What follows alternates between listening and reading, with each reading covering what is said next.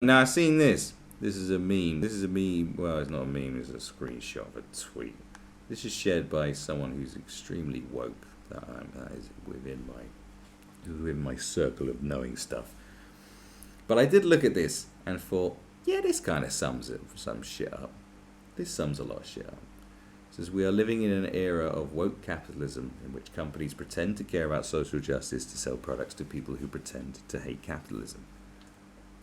Kind of. Yeah. I mean, at the fringes of it, you have got all the social justice nut jobs. Yeah, the real far left-leaning people who genuinely believe all the bullshit that comes out of their mouth. You know, you do have them. And then you got another bunch who are like the brainwashed ones who don't quite know what they're saying, but they don't know any better. And then you just got the virtue signaling wannabes who just follow in droves. And that is those people. The people who think they hate capitalism, but literally they love corporations and they love consumerist products. You know? Like, we hate capitalism, but we love Apple. Do you know what I mean? This is these people. They're crazy. The ones who'll get all bent out of shape because a big Hollywood movie is under attack for being crap. Leave our big Hollywood movie alone, you oppressors. Like, these people are fucking crazy. You know, applauding Gillette. Yeah, you know what I mean? Like, Christ. If ISIS parade around with a fucking rainbow flag during Pride Month, they'd support ISIS. These people are nutters. They're idiots. And it's true. And as for the companies, yeah, the companies don't give a shit. Of course they don't give a shit. Look at that. Best example is Disney Lucasfilm is a great example of this. Keeps saying, they're going, yes, of course we want women directors and we want people of color, we want different ethnic diversities, and we all want them all represented. Yes, yes, yes, yes, yes. And it's literally who's directed all these fucking films? They're all white. They're all white dudes. They're straight white males. All of them. There's no diversity in fucking Disney.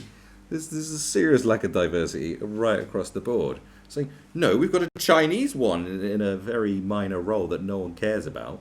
Oh, well done for you. You know. And there's the black one who's one of the leads. It's like, the most underwritten character in it. What else do you do?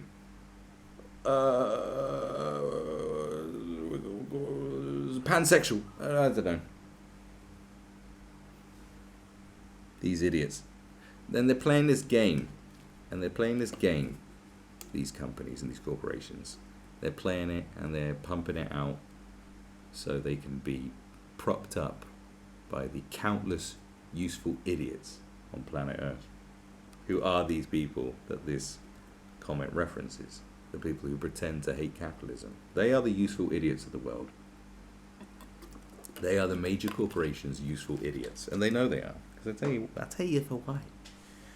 Because we live in the age of rage bait, and unfortunately, there is a whole economy built on rage bait, especially when it comes to entertainment. If you look right across YouTube, you've got all your usual YouTubers who are just, constantly upset about Star Wars or diversity in comic books or whatever. They're always upset about something, saying, well, we're going to make James Bond a sexless amoeba. And everyone's like, ah!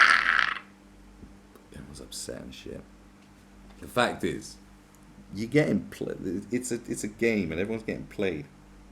Everyone's being played by these corporations who don't have any originality or creativity or good ideas, and who are afraid of taking risks, who are just so concerned with maintaining their luxury lifestyle in their massive mansions with their slaves. I mean, with their staff, who I'm sure are paid very well.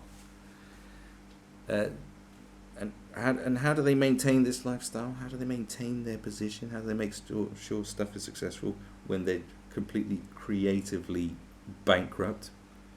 But they play you. That's what they're doing. Because it's like, I call it soft controversy. It's soft controversy. So you got real controversies. You'd have real controversy in the film world. Look at the films of Stanley Kubrick as an example. Let's just stay focused on film. You know, you have Stanley Kubrick with Lolita, or Doctor Strangelove, Clockwork Orange. I mean, controversial things. Lolita, it's about paedophilia. You know? Clockwork Orange, there was copycat murders apparently. This is controversial shit. This is real controversial shit where there's an attack on art and the puritanical aspects of the establishment and the media will go after them saying this is filth, this needs to be banned, this is blah blah blah blah blah blah blah. That's proper controversy, because that's holding up, you know, that's showing society as it is. That's going, hey, this is some edgy, daring shit. But now we live in the age of soft controversy. So you got the controversy that surrounded the Joker film and stuff. Like, it's the incel movie. Please. But then you got the soft controversy, which is the politically correct controversy. It'll be like, you know, when someone will just say something as off the cuff as when they were talking about the Solo movie, and they asked, was it Ben Kasdan, is that Lawrence Kasdan's son? They said, you know, could Landau Calrissian be pansexual? And he just said, well, this is a guy that lives in liberal Hollywood, so he's not going to say, no, he's a ladies' man. He's not going to say that, is he? So he just went, well, I don't know, probably, possibly, I hadn't really thought about it. And then suddenly Landau Calrissian is a pansexual, and that's it, you know. I mean, the factor of him being a pansexual doesn't really come across in the film at all, apart from that he may have finger banged a robot. But what I'm saying is, it's like, it made a very uninteresting, middle of the road, mediocre yawn fest. That was the Solo movie, and that was purely only exists to make money. That's its only function, is to make money. And suddenly you've got some controversy surround this absolute yawn fest, this completely uninspiring, unedgy, nothing burger of a total non-entity. Suddenly people are just talking about going, well, it's got pansexuals in it.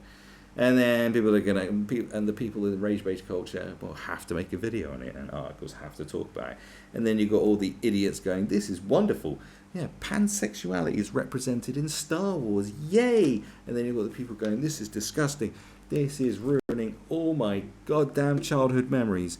It's like, oh, stop thrusting your diversity down our necks. And suddenly, everyone's talking about this piece of shit that no one cares about. You know, one of the other tactics, obviously, that they have used is that when they've regurgitated, you know, ideas that no one cares about, or they've made films that no one cares about, and they've tanked, they've blamed it. You know, with Ghostbusters and the Charlie's Angels remake or reboot, what the fuck you want to call it, they you know, they've gone, well, it's the toxic men out there who just don't like to see women have fun on screen and stuff like that. Again, that's why it failed. No, it failed because it was crap. That is a tactic that they use, but they use that after the fact. What I'm saying, the soft controversy doesn't always work in a film's favour, but they will try and make it work each and every time. In fact, it doesn't work a lot, but people will be talking about stuff more than they should be, which in turn probably means that more people will watch these pieces of shit than they should, just out of pure morbid curiosity. You know, that is a thing. A great new example of Hollywood, you know, not having any original ideas and being completely desperate, is they're bringing back fucking Saved by the Bell. That's right. No one wants that. I mean, no one asked for that. No one asked for that Charlie's Angels film, that's for sure. But no one's asked for Saved by the Bell to come back. And what are they doing with Saved by the Bell? But isn't it? Oh, no. Because they're like, no, it's not just Saved by the Bell. So Zach Morris, the character of Zach Morris, is basically, the lead character is going to be transgender. And apparently that's good, and that's good enough. But the thing is, that is kind of good enough. Because no one wants a Saved by the Bell remake. Okay, no one cares for it, no one asks for it. Because it's aimed at children, and grown-ass people aren't going to watch a Saved by the... Well, some weirdos will. No one wants it, no one cares for it. Alright, this is what today's youth have been crying out for, but they're going to do it anyway. Why? Because they've got no ideas. And they go, well, that's a thing that exists, so some people might have heard of it. You know, it did well the first time around. They got no ideas, but what they will do is they go, oh, well, we'll change things about me. But no, Zach Morris is going to be a woman. But, oh, yeah, I've done that. No, not just a woman, a transgendered woman. And it's like, brilliant. And how does that change the character at all? How does that make everything different?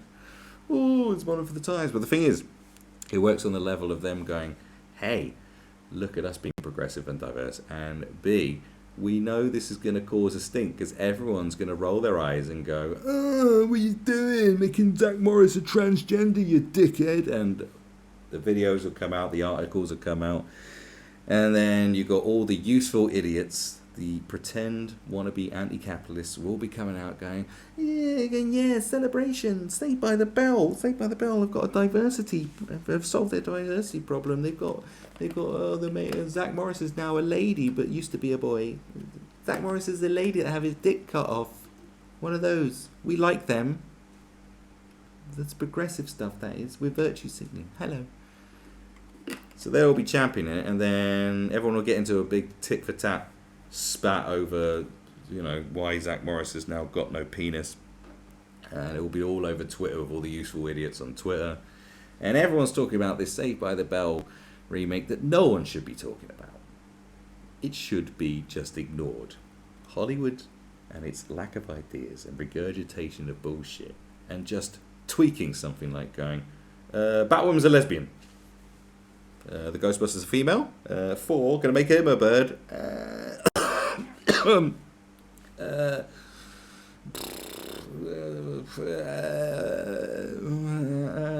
Darth Vader's an insult. Whatever they're gonna fucking do, you should just ignore it.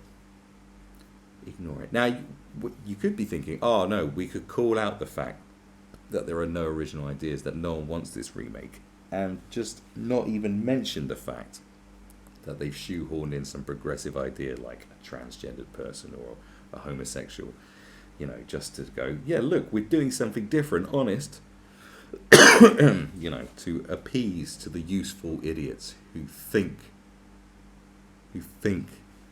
they are virtuous. Because because you can't ignore those factors, because you don't like something, the idiots are gonna come after you anyway. Like I said, the lunatics who actually believe this stuff and the idiots that want to believe this stuff or think they believe this stuff, they come after you anyway because you're having a go at their thing now. It's now their thing. Because the corporations have gone, well, as soon as we make Zach Morris a ladyboy, everyone is going to be on our side and do our bidding for us. And they know that you got played. You're absolutely being played.